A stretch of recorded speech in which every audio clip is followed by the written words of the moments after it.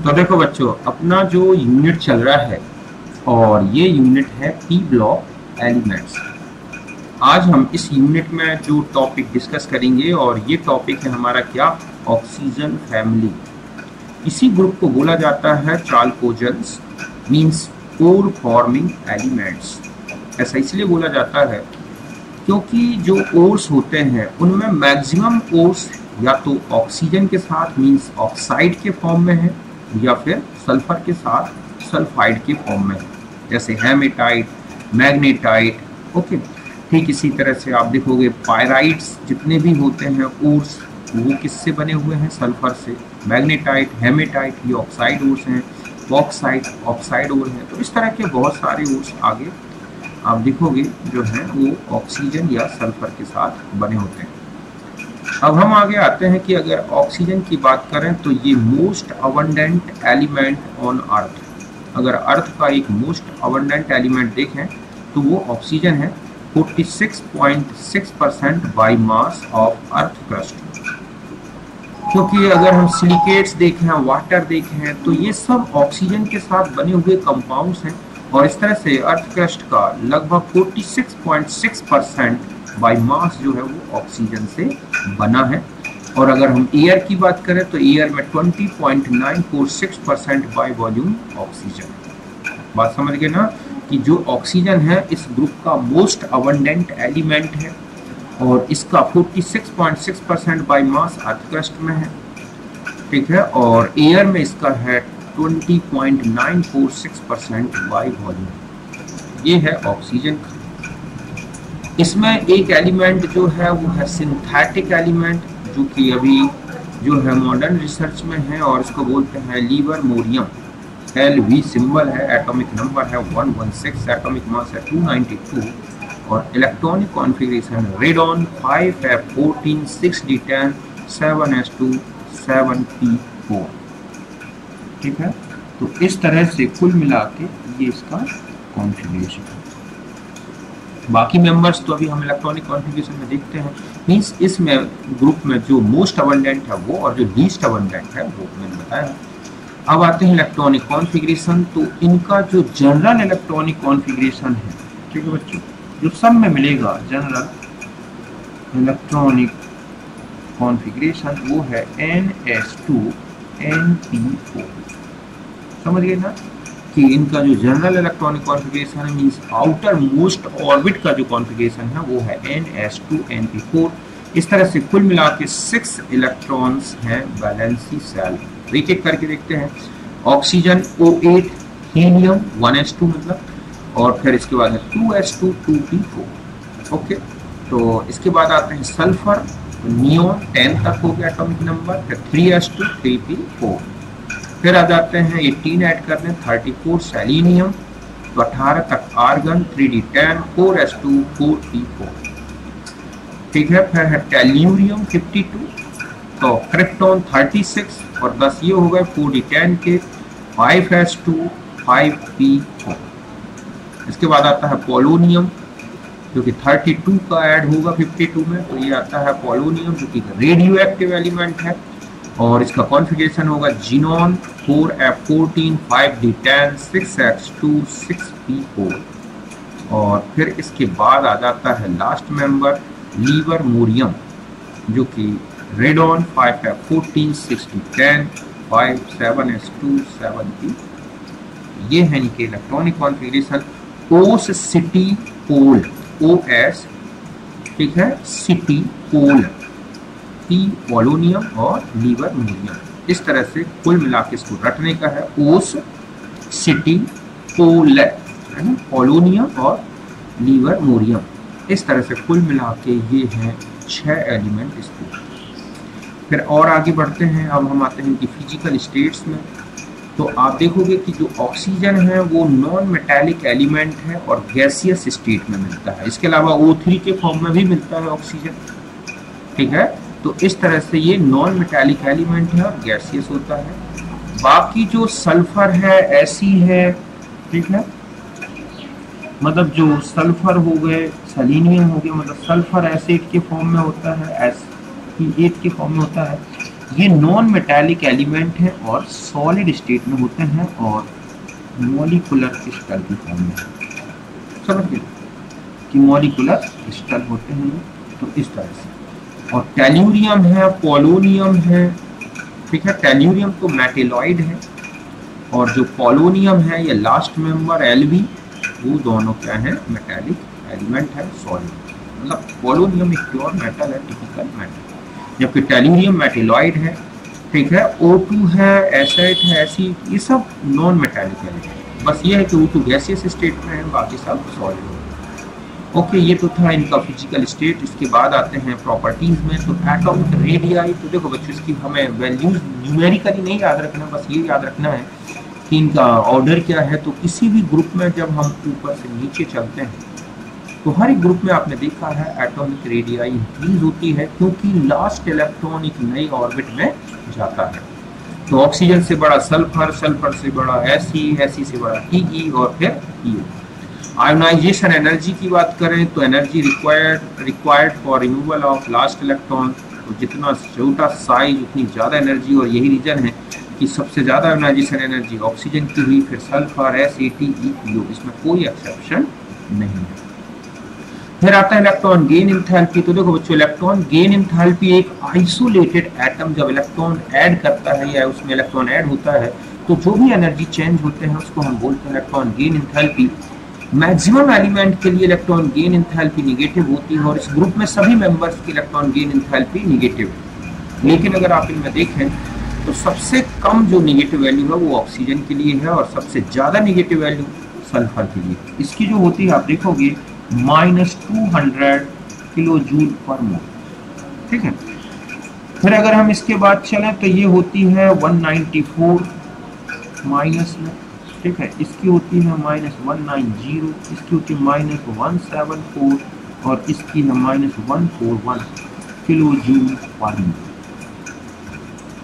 तो ये वैल्यूज हैं। मींस अगर सल्फर में इलेक्ट्रॉन ऐड होता है तो 200 किलो जूल पर मोल में एनर्जी रिलीज होती है, जबकि ऑक्सीजन में -141 किलो जूल। रीजन ये है, देखो वैसे तो रूल ये है कि ग्रुप में जब हम ऊपर से नीचे जाते हैं तो इलेक्ट्रॉन गेन इंथैल्पी डिक्रीज होनी चाहिए, और ये डिक्रीज हो भी रही है। आप देखोगे सल्फर से लेके पोलोनियम, लेकिन ऑक्सीजन की सबसे ज्यादा होने की सबसे छोटा साइज है। तो इसका रीजन है हाई इलेक्ट्रॉन डेंसिटी, ठीक है, and absence of vacant d orbital.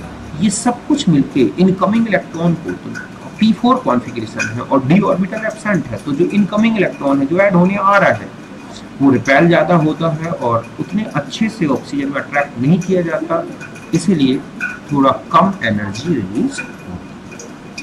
समझ गए ना। तो ये ऑर्डर बहुत ही इंपॉर्टेंट है, इसको याद रखना है। फिर इसके बाद आता है इलेक्ट्रोनिगेटिविटी का ऑर्डर। तो देखो बच्चों, इलेक्ट्रोनिगेटिविटी का ऑर्डर जो है यहाँ पर भी थोड़ा एक्सेप्शन है। ऑक्सीजन के सेलेनियम, फिर सल्फर, टेल्यूरियम, फिर पोलोनियम। रीजन ये होता है कि ऊपर से नीचे जाने पर ये डिक्रीज होनी चाहिए, लेकिन थोड़ा सा ये एक्सेप्शन दिख रहा है। ये कई फैक्टर्स होते हैं, जैसे कि शील्डिंग इफेक्ट हो जाना। तो सेलेनियम से पहले d ऑर्बिटल्स भरे हुए होते हैं जिनका पूरा शील्डिंग इफेक्ट होता है। ऐसे में न्यूक्लियर अट्रैक्शन आउटर मोस्ट पे ज्यादा हो जाता है, और यही रीजन है कि सल्फर से ज्यादा इलेक्ट्रोनिगेटिविटी किसकी है, Ac। और ऑक्सीजन का चूंकि साइज ही बहुत ही स्मॉल है, इसलिए ऐसा कि ऑक्सीजन की आप देखोगे इलेक्ट्रोनिगेटिविटी 3.5 है, सल्फर की है 2.44 के आसपास और इसकी 2.46 के आसपास है Ac।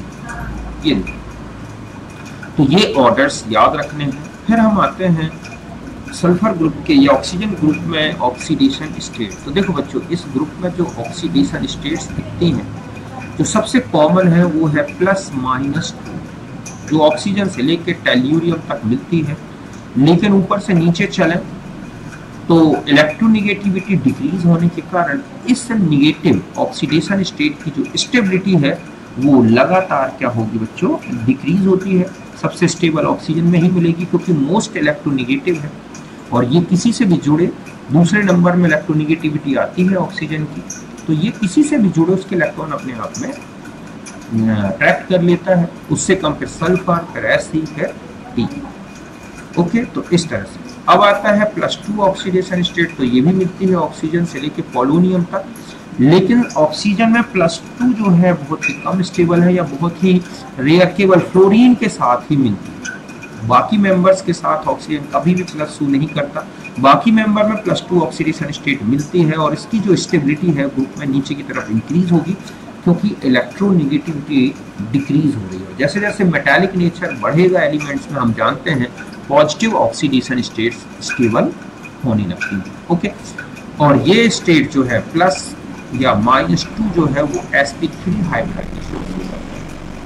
फिर आती है कौन सी स्टेट, ठीक है, +4, जिसमें हाइब्रिडाइजेशन अगर आप देखोगे तो इसमें मिलेगा sp3d।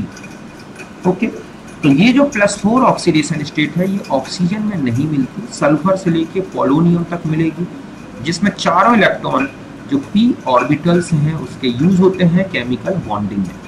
मींस p ऑर्बिटल का इलेक्ट्रॉन एक्साइटेड होकर d में जाता है और 3 p में अनपेयर्ड इलेक्ट्रॉन और 1 d में हो जाता है। कुल मिला के 4 अनपेयर्ड इलेक्ट्रॉन हो जाते हैं और यही किसी से बॉन्डिंग करते हैं। और इनको अनपेयर्ड तभी रखा जा सकता है जब इन एलिमेंट से कोई स्ट्रॉन्ग इलेक्ट्रोलाइट एलिमेंट जुड़े, जैसे फ्लोरीन है या ऑक्सीजन है।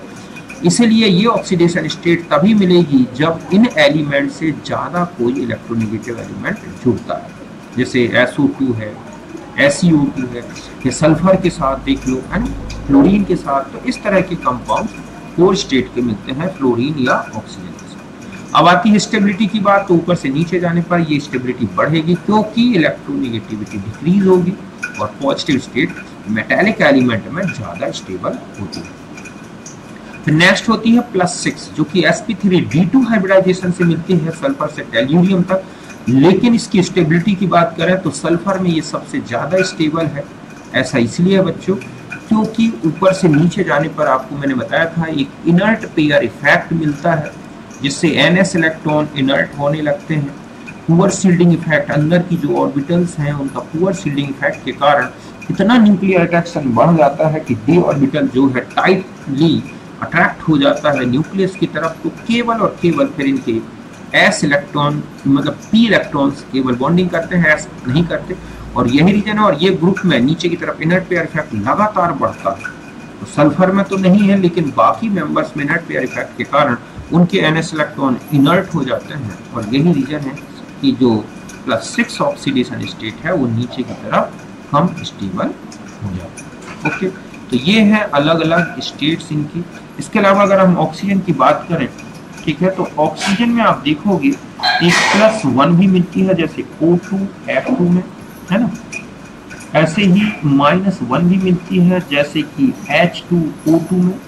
-1/2 भी होती है जैसे KO2 सुपर ऑक्साइड में, जिसमें -1/2। तो ऑक्सीजन में और भी स्टेट्स मिलती है -1/2 माइनस, ठीक है, सॉरी यहाँ पर तो -1 आएगी कि यहाँ पर H2O2 में तो -1 है। ओ अच्छा, इसी का लिखा था, ठीक है। तो -1 सॉरी इसके लिए तो ये लिखी हुई है, और यहाँ -1/2 जो है वो इसमें +1/2 अगर हम देखें, सॉरी +1 ऑक्सीजन की, तो केवल और केवल फ्लोरीन है। इन्हें ऑक्सीजन फ्लोराइड बोल सकते हैं, ठीक है, ऑक्साइड नहीं बोल सकते। तो इस तरह से ये है ऑक्सीडेशन स्टेट्स। अब हम आ जाते हैं इस ग्रुप के हाइड्राइड्स के बारे में। तो देखो इस ग्रुप के जो एलिमेंट्स हैं वो H2E टाइप का हाइड्राइड बनाते हैं, means H2O, H2S, H2SE, H2PE, H2PO। और हम जानते हैं कि वाटर एक नेचुरली मिलता है। H2S बनाना होता है तो फेरस सल्फाइड होता है, उसमें H2SO4 की रिएक्शन कराई जाती है, डाइल्यूट तो बनता है FeSO4 + H2S। Kips apparatus use होता है, लैब में देखा होगा, बहुत ही अजीब सी, ठीक है, जो है गंध आती है H2S की लैब में। तो वो इसी मेथड से बनाया जाता है। FeS फेरस सल्फाइड लिया जाता है, उसमें H2SO4 की रिएक्शन कराते हैं तो H2S इस तरह से बनता है। ओके, H2O लिक्विड होता है क्योंकि इसमें हाइड्रोजन बॉन्डिंग है, बाकी अदर जो है गैसियस स्टेट में है क्योंकि इनमें हाइड्रोजन बॉन्डिंग नहीं है। ऑक्सीजन और हाइड्रोजन की हाई इलेक्ट्रोनेगेटिविटी डिफरेंस के कारण हाइड्रोजन में इतना पॉजिटिव चार्ज है कि वो ऑक्सीजन की तरफ अट्रैक्ट होता है और इस तरह से H2O के मॉलिक्यूल एसोसिएटेड हो जाते हैं और इसी के कारण ही H2O लिक्विड स्टेट में मिलता है। फिर हम आते हैं बॉइलिंग पॉइंट की बात करें और मेल्टिंग पॉइंट। तो देखो बच्चों, हाइड्रोजन का एक्सेप्शनली सबसे ज्यादा है दोनों में, मेल्टिंग पॉइंट में भी और बॉइलिंग पॉइंट में सबसे टॉप पे होता है H2O। इसका रीजन है इसमें हाइड्रोजन बॉन्डिंग है, जिसके कारण बहुत सारे मॉलिक्यूल अच्छी तरह से एसोसिएटेड होते हैं और यही रीजन है कि H2O लिक्विड स्टेट में है। बाकी मेंबर में कोई हाइड्रोजन बॉन्डिंग नहीं है, इसीलिए इनके मेल्टिंग पॉइंट और बॉइलिंग पॉइंट का डिसीजन केवल मॉलिक्यूलर मास के बेस पे किया जाएगा। तो मॉलिक्यूलर मास में दूसरे नंबर पे मतलब H2O के बाद जो मेल्टिंग पॉइंट और बॉइलिंग पॉइंट आ रहा है वो H2TE का आ रहा है। रीजन ये है कि H2TE अब इसमें मॉलिक्यूलर मास में जो है इन तीनों मेंबर में सबसे टॉप पे आएगा। तो यही रीजन है कि सबसे कम मेल्टिंग बॉइलिंग पॉइंट या सबसे ज्यादा वॉलेटाइल नेचर अगर हम देखें तो वो H2S में दिख रहा है, क्योंकि इसका मेल्टिंग पॉइंट बॉइलिंग पॉइंट सबसे कम है। तो इस तरह से ये ऑर्डर याद रखना है अच्छी तरह से। जबकि अमोनिया ग्रुप में देखा था आपने, तो उसमें आपने बॉइलिंग पॉइंट में अगर देखें तो अमोनिया बीच में आ रहा था, दो एक तरफ दो एक तरफ। मेल्टिंग पॉइंट में देख रहे थे तो अमोनिया टॉप पे आ रहा था। ओके, यहाँ पर ये फिर आता है एसिडिक नेचर, रिड्यूसिंग नेचर। तो देखा तो H2O एक नॉर्मल टेम्परेचर में नॉर्मल कंडीशन में तो न्यूट्रल होता है, लेकिन बहुत ही स्ट्रॉन्ग बेस दिए जाए तो ये भी थोड़ा सी एसिडिटी शो करता है। बाकी जो हाइड्राइड्स हैं बच्चों, ये सब एसिडिक होते हैं और इनकी एसिडिटी हो या इनका रिड्यूसिंग नेचर है, ग्रुप में नीचे की तरफ क्या होता जाता है, बढ़ता जाता है। रीजन ये है कि इनका जो प्रोटॉन निकलने के बाद जितना बड़ा एनाइन होगा, वो एनाइन निगेटिव चार्ज को उतना डिस्पर्स करेगा और वो एनाइन उतना ही ज्यादा क्या होगा, स्टेबल हो जाता है। तो इनका एसिडिक नेचर बढ़ने का रीजन है कि प्रोटॉन निकलने के बाद इनका जो एनाइन बन रहा है वो अपने आप को निगेटिव चार्ज के डिस्पर्सन के कारण अपने आप को स्टेबल बना लेता है। और यही रीजन है कि H2O से लेकर H2TE तक लगातार एसिडिक नेचर बढ़ रहा है। इससे नहीं बढ़ रहा है कि इलेक्ट्रोनेगेटिव बढ़ रही, बट इसीलिए क्योंकि ये प्रोटॉन निकालने के बाद अपने आप का जो निगेटिव आयन बन रहा है उसको ज्यादा स्टेबल बना लेते हैं, क्योंकि क्लाउड अच्छी तरह से फैल जाता है पूरे और फिर दोबारा प्रोटॉन को जल्दी अट्रैक्ट नहीं करता। मतलब सबसे कम बेसिसिटी होगी HTE माइनस, जिसके कारण ऐसा प्रोटॉन जल्दी लिबरेट होता है। और जितने अच्छा प्रोटॉन डोनर होगा, जितना अच्छा हाइड्रोजन डोनर होगा, उतना अच्छा रिड्यूसर नेचर भी शो करेगा। थर्मल स्टेबिलिटी ठीक है, और बॉन्ड एंगल की बात करें तो दोनों ग्रुप में नीचे की तरफ डिक्रीज होंगे। तो इलेक्ट्रोनेगेटिविटी ज्यादा है सेंट्रल एटम की, तो एक तो बॉन्ड भी स्ट्रॉन्ग होगा, दूसरा उसका बॉन्ड एंगल भी ज्यादा है। तो इसका ऑर्डर जो हमें मिलेगा थर्मल स्टेबिलिटी और बॉन्ड एंगल का, वो H2O से लेके H2TE तक इस तरह का। यहाँ तक बात क्लियर है। फिर हम आगे आते हैं इनके बाद। तो ये तो थे हाइड्राइड्स, जो पॉइंट्स आपको याद रखने हैं उन्हीं को मैंने डिस्कस किया है। फिर आ जाते हैं ऑक्साइड्स। तो देखो बच्चों, इनमें 2 टाइप्स के ऑक्साइड्स मिलते हैं, एक होते हैं डाई ऑक्साइड और एक होते हैं ट्राई ऑक्साइड। ऑक्सीजन को छोड़कर बाकी सभी मेंबर इस तरह का ऑक्साइड बनाएंगे। ऑक्सीजन का ऑक्साइड नहीं हो सकता, वो O3 या O2 के फॉर्म में ही होगा। तो डाई ऑक्साइड है SO2 Se O2 Te O2 Pe POO2 4 plus state में है। और यहाँ पर आप देखें EO3 ट्राई ऑक्साइड कहलाते हैं, जो SO3 से लेके POO3 तक मिलते हैं। ठीक है, बोथ टाइप्स ऑफ जो ऑक्साइड्स हैं बच्चों, ये सब एसिडिक होते हैं, कोई भी न्यूट्रल या बेसिक नहीं है। और अगर आप इनके एसिडिक नेचर को पहचानना चाहें तो ये डायरेक्टली प्रोपोर्शनल होता है ऑक्सीडेशन स्टेट। तो यहाँ पर +4 है और यहाँ पर क्या है बच्चों, +6। इसलिए डाई ऑक्साइड के रिस्पेक्ट में ट्राई ऑक्साइड ज्यादा एसिडिक होंगे। और दूसरा है कि अगर हम ग्रुप में चलें, ठीक है, ऊपर से नीचे, तो जैसे जैसे सेंट्रल एटम मींस E का जो साइज है वो बढ़ेगा तो एसिडिक नेचर डिक्रीज होता जाता है। तो सबसे ज्यादा एसिडिक ऑक्साइड अगर हम देखें डाई ऑक्साइड में तो SO2 होगा, ट्राई ऑक्साइड में SO3 होगा। तो इस तरह से ग्रुप में नीचे की तरफ एसिडिटी इसलिए डिक्रीज हो रही है क्योंकि मेटालिक नेचर बढ़ने लगता है और मेटल की जो ऑक्साइड्स होते हैं वो ज्यादातर बेसिक होते हैं और नॉन मेटल्स के जो ऑक्साइड्स होते हैं वो एसिडिक होते हैं। इस तरह से इनकी एसिडिटी का ध्यान रखना है। फिर आता है कि जो डाई ऑक्साइड है ये रिड्यूसर नेचर के होते हैं। ऐसा क्यों होता है बच्चों, क्योंकि ये अपनी 4 स्टेट को 6 स्टेट में चेंज कर सकते हैं।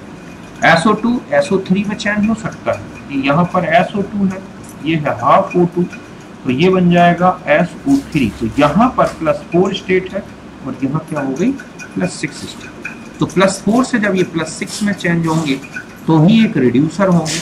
तो अब आता है कि अगर हम ग्रुप में नीचे की तरफ चलें तो रिड्यूसिंग नेचर में क्या इफेक्ट आएगा।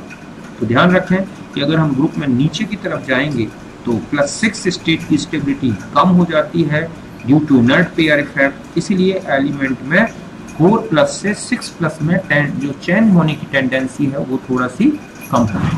और यही रीजन है कि ग्रुप में नीचे की तरफ चलें तो ये जो ऑक्साइड है डाइऑक्साइड, इनका रिड्यूसर नेचर जो है, रिड्यूसिंग नेचर, वो क्या हो रहा है, डिक्रीज हो रहा है। ये लिखा EO2 are reducer and reducing nature decreases from up to down in group due to inert pair effect. इस तरह सबसे अच्छा रिड्यूसर क्या होगा, SO2। सबसे वीकेस्ट क्या होगा, POO। Tendency to form EO3 ठीक है decreases down the group due to inert pair. और ये बता दूं कि जो ट्राईऑक्साइड बनाने की टेंडेंसी है वो ग्रुप में डिक्रीज होती है। इसका रीजन भी यही है, क्या, इनर्ट पेयर इफेक्ट। क्यों, क्योंकि ट्राईऑक्साइड में ये अपनी ऑक्सीडेशन स्टेट कितना रखेंगे, 6, और ऊपर से नीचे जाएं तो +6 स्टेट इनर्ट पेयर इफेक्ट के कारण स्टेबल कम है। अगर हम इनके स्ट्रक्चर की बात करें तो ये वेंट शेप है, ठीक है, जो है वी शेप दिख रहा है आपको, और डाइऑक्साइड, और ये प्लेनर होता है, ट्राइगोनल, ओके। और दोनों में इनकी हाइब्रिड स्टेट sp2 ही है, समझ गए ना, इस तरह से। तो ये इनके बारे में है। फिर हम आ जाते हैं हैलाइड्स के बारे में। तो आप देखोगे कि जो ऑक्सीजन ग्रुप के मेंबर्स हैं वो मेन जो मेजर ऑक्साइड्स हैलाइड्स हैं वो हैं EX2, EX4, EX6। इस तरह से 3 टाइप्स के मेन हैलाइड्स बनते हैं। इसके अलावा मोनो हैलाइड्स भी बनते हैं और उनका फॉर्मूला होता है E2X2। इनको बोलते हैं मोनो हैलाइड। कुछ ही मेंबर्स बनाते हैं, हम अलग से देखेंगे। पहला है EX2। तो EX2 में SX2 भी है, SEX2 भी है, TEX2 भी है, ओके। यहाँ पर X का मतलब हुआ फ्लोरो, क्लोरो, ब्रोमो एंड आयोडो। 4 वाले भी बनते हैं सभी में और 6 वाले भी बनते हैं, है ना। सल्फर में SF6 ही स्टेबल है, बाकी Cl, Br के साथ स्टेबल नहीं है सल्फर के। बाकी जो मेंबर्स हैं जैसे Fe, तो Fe के साथ फ्लोराइड और क्लोराइड स्टेबल जो है हैलाइड्स बनाते हैं, क्योंकि साइज बड़ा होने से सेंट्रल एटम का, तो ऐसे में हैलाइड्स में रिपल्सन कम होगा। अब आता है कि इनकी स्टेबिलिटी की बात करें तो इनकी जो स्टेबिलिटी होगी वो साइज, चाहे वो हैलोजन का साइज बढ़े और चाहे सेंट्रल एटम का, दोनों कंडीशन में इनकी स्टेबिलिटी डिक्रीज होगी। मीन्स अगर हम हैलोजन की बात करें, चाहे वो 6 हो, चाहे 4 हो, चाहे, तो यहाँ पर जो X है, ठीक है, तो आप देख रहे हैं कि सबसे ज्यादा जो स्टेबल होगा वो फ्लोराइड के साथ होगा। अब चाहे 2 वाले ले लें, चाहे 4 वाले ले लें, चाहे 6 वाले। तो इस तरह से सबसे स्टेबल जो होगा फ्लोराइड होगा, उससे कम स्टेबल क्लोराइड, ब्रोमाइड और फिर आयोडाइड। एक तो हैलोजन का साइज बढ़ने से बॉन्ड एनर्जी डिक्रीज होती है, दूसरा हैलोजन बड़े होंगे तो रिपल्सन भी ज़्यादा होगा उनके बीच में, और यही रीजन है कि फ्लोराइड सबसे स्टेबल हैलाइड बनाएगा। अब चाहे आप 4 वाले ले लें, 2 वाले ले लें, मीन्स हम यहाँ ये कहें कि ये है SF2, ठीक है, SCl2, SBr2 और SI2, है ना। तो इस तरह से कोई एक मेंबर नहीं। और अगर हम इसमें देखें कि साइज, अगर हैलोजन की साइज में चेंज देखें कि अगर यहाँ पर SF2 है, ठीक है, SEF2 है, TEF2 है, तो भी स्टेबिलिटी आप ऐसे देख सकते, समझिए ना। तो ये इनकी स्टेबिलिटी का ऑर्डर है, ये स्टेबिलिटी का ऑर्डर शो कर रहा है, ये स्टेबिलिटी का ऑर्डर शो कर रहा है।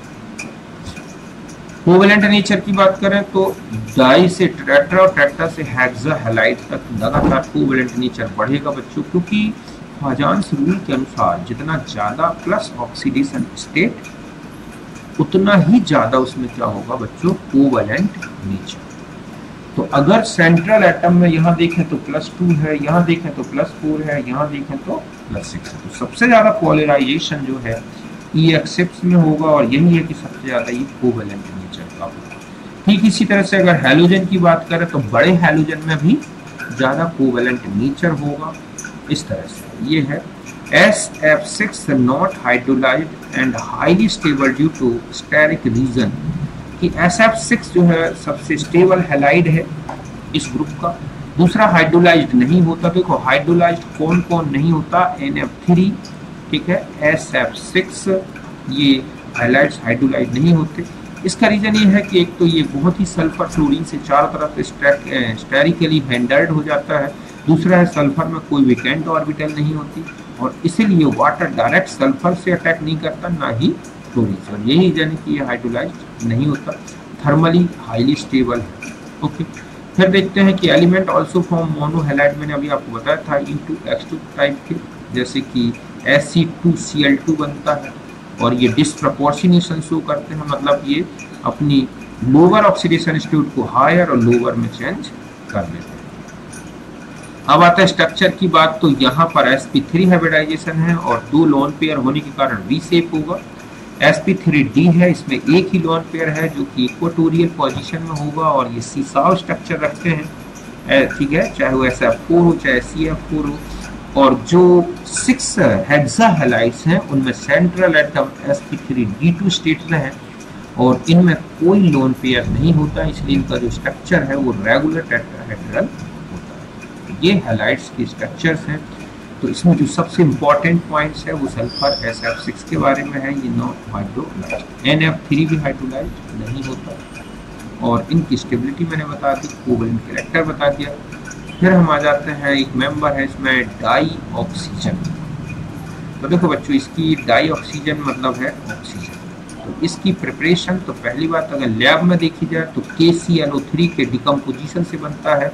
यहाँ पर MnO2 एक कैटालिस्ट की तरह वर्क करता है, तो KCl अलग हो गया, 3O2। ठीक इसी तरह से सिल्वर का, ठीक है, मरकरी के जो ऑक्साइड्स हैं वो थर्मली लेस स्टेबल होते हैं और इसलिए इनको अगर ज़रा सा भी हीट कर दें तो ये खुद रिड्यूस हो जाते हैं एलिमेंट और ऑक्सीजन O2 के फॉर्म में लिबरेट हो जाती है। तो ये Ag2O को हीट कर दें तो 4Ag + O2, ठीक इसी तरह से HgO को हीट कर दें तो Hg अलग और O2 अलग। बाकी बच्चे Pb3O4 से भी बनाया जाता है। PbO2 लेस स्टेबल है क्योंकि इसकी 4+ स्टेट 2+ में चेंज हो जाती है, इसलिए अगर हम लेड ये जो ऑक्साइड है PbO2 उसको हीट कर दें तो यहाँ से ये 4 स्टेट से और किस में आ जाता है +2 में, और इसलिए एक अच्छा ऑक्सीडाइजर भी है ये PbO2, तो यहाँ से भी ऑक्सीजन लिबरेट होती है।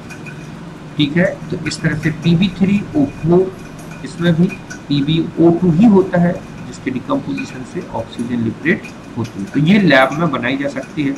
नेचुरली जो ऑक्सीजन है वो ऑक्सीजन एटमॉस्फेयर से ली जाती है, पहले इसको लिक्विफाइड किया जाता है एयर को, फिर फ्रैक्शनल डिस्टिलेशन कराते हैं, तो इस नाइट्रोजन से पहले, ठीक है, जो है वो ऑक्सीजन मतलब सॉरी नाइट्रोजन के बाद जो फ्रैक्शन आता है वो ऑक्सीजन का मिलता है। तो नेचुरली जो है लार्ज स्केल में वो एयर से ही इसको निकाला जाता है, बाकी आर्टिफिशियली हम इस तरह बना सकते हैं। फिर आ जाते हैं ऑक्सीजन के आइसोटोप्स। तो ऑक्सीजन के 3 आइसोटोप्स हैं, O16, O17, O18। O2 paramagnetic nature होता है क्योंकि उसकी जो पाई स्टार है, अगर हम इसमें देखें कि ड्यू टू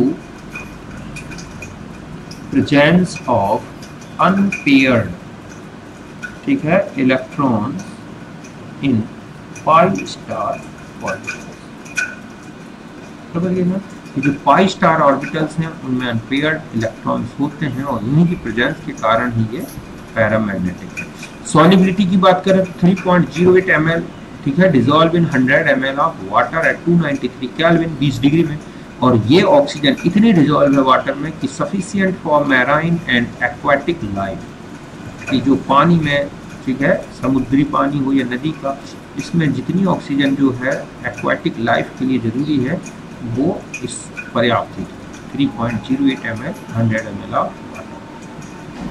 फिर आते हैं केमिकल रिएक्शंस के बारे में। तो ध्यान रखें कि ऑक्सीजन ही एक ऐसा एलिमेंट है जो लगभग सभी मेटल, नॉन मेटल, मेटेलॉइड्स सबसे रिएक्शन करता है और ऑक्साइड में बदल देता है। तो यही लिखा है कि react with all metals, okay. इसके अलावा non metals, metalloids to form oxide, और ये एक एक्सोथर्मिक प्रोसेस होती है। जैसे कैल्शियम को ऑक्सीजन में जलाया जाए तो CaO बनेगा, तो ये भी एक एक्सोथर्मिक होगा। एल्यूमिनियम से एल्यूमिनियम ऑक्साइड, फास्फोरस से फास्फोरस पेंटॉक्साइड, SO2 से SO3, HCl से H2O।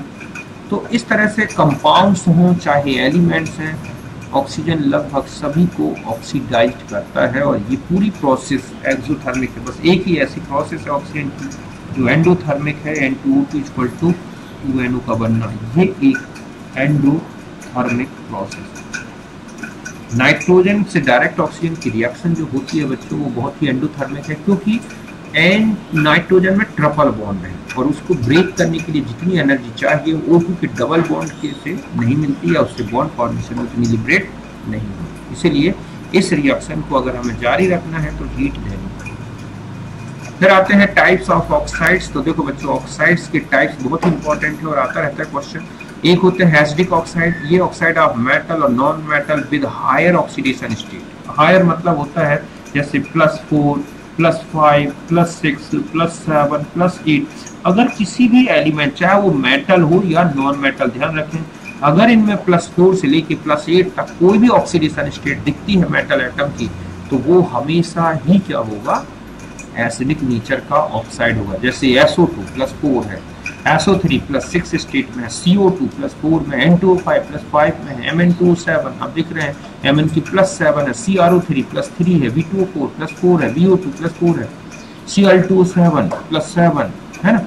इसके अलावा और भी आपको एक है जैसे कि RuO4 मिलता है, ऑस्मियम टेट्राऑक्साइड मिलता है, जहां इनकी +8 तक स्टेट मिल जाती है। ठीक है, तो ये सब क्या है, एसिडिक ऑक्साइड। ये नॉन मेटल्स के हैं, तो ये कुछ मेटल्स के भी ऑक्साइड एसिडिक नेचर के होते हैं। फिर आते हैं बेसिक। तो ऐसे ऑक्साइड जिनमें मेटल एटम या तो +1 स्टेट में हो या +2 स्टेट में हो, और ज्यादातर ठीक है मेटेलॉइड्स जितने मेटल्स हैं उन सब के ऑक्साइड बेसिक नेचर, जैसे N2O है, Li2O है। S ब्लॉक के तो सारे एलिमेंट्स के जो ऑक्साइड्स हैं वो बेसिक हैं। D ब्लॉक में भी अगर आपको पहचानना है तो +1 स्टेट हो या +2 स्टेट हो, मतलब जैसे Cu2O है या CuO है, ठीक है, Zn नहीं आता। तो इस तरह के ऑक्साइड्स ये सब किसमें आते हैं, basic nature.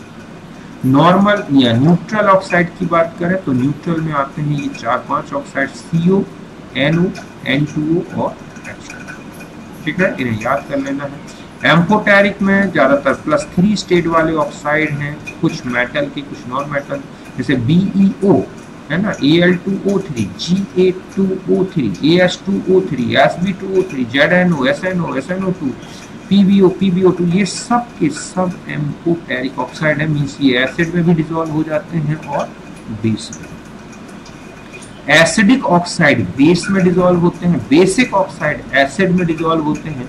Basic oxide base में डिसॉल्व नहीं होगा, एसिडिक ऑक्साइड एसिड में डिसॉल्व नहीं होगा। एम्फोटेरिक दोनों में डिसॉल्व होंगे, न्यूट्रल ऑक्साइड किसी में डिसॉल्व नहीं होंगे। मिक्स्ड ऑक्साइड वो हैं जिनमें एक से ज्यादा ऑक्साइड एक दूसरे के साथ मिले होते हैं, जैसे Pb3O4, इसमें होता है PbO2 प्लस, ठीक है, 2PbO, इनका मिक्सचर होता है।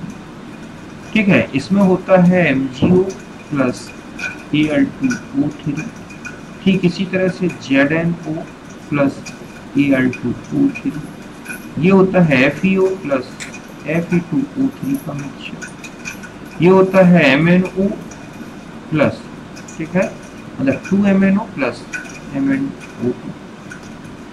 तो इस तरह से इनके मिक्सचर है, इन्हीं को बोला गया है मिक्स्ड ऑक्साइड। और एक होते हैं सब ऑक्साइड, जैसे C3O2, Pb2O, N2। इस तरह से ये है ऑक्साइड। यूजेस देखें तो ऑक्सीजन के कहाँ यूज होते हैं, तो इम्पोर्टेंट गैस, ठीक है, important gas for normal respiration and combustion. Oxygen बिना रेस्पिरेशन नहीं हो सकता, ना ही कभी combustion. O2 used in oxy acetylene welding, है ना, जो कि वेल्डिंग होती है वहां पर भी ऑक्सीजन का यूज होता है, गैस वेल्डिंग में। O2 cylinder are used in hospital and high altitude flying and mountaining. अभी आपने देखा जहां हॉस्पिटल में वहां पर भी आर्टिफिशियल ऑक्सीजन दी जाती है सिलेंडर में। इसके अलावा जो है माउंटेनिंग में भी, जहाँ ऑक्सीजन का लेवल कम होता है वहाँ पर भी ऑक्सीजन आर्टिफिशियल ली जाती है, हाई एल्टीट्यूड में भी। तो इस तरह से ये O2 के बारे में। ये था O2 और उसके ऑक्साइड्स, तो सबसे इम्पोर्टेंट टॉपिक ऑक्साइड्स, ठीक है। और इसके अलावा आपने हैलाइड्स देखे अच्छी तरह से। हैलाइड्स तो पहले आपने हाइड्राइड, हाइड्राइड में सबसे ज़्यादा इम्पोर्टेंट है मेल्टिंग पॉइंट और बॉइलिंग पॉइंट का ऑर्डर याद रखना। ओके, हैलाइड्स में स्टेबिलिटी का ऑर्डर अच्छे से याद रखना है आपको। तो ये था हमारा ऑक्सीजन तक। इसके बाद हम सल्फर और उसके जो कंपाउंड्स हैं उनके बारे में डिस्कस, ठीक है।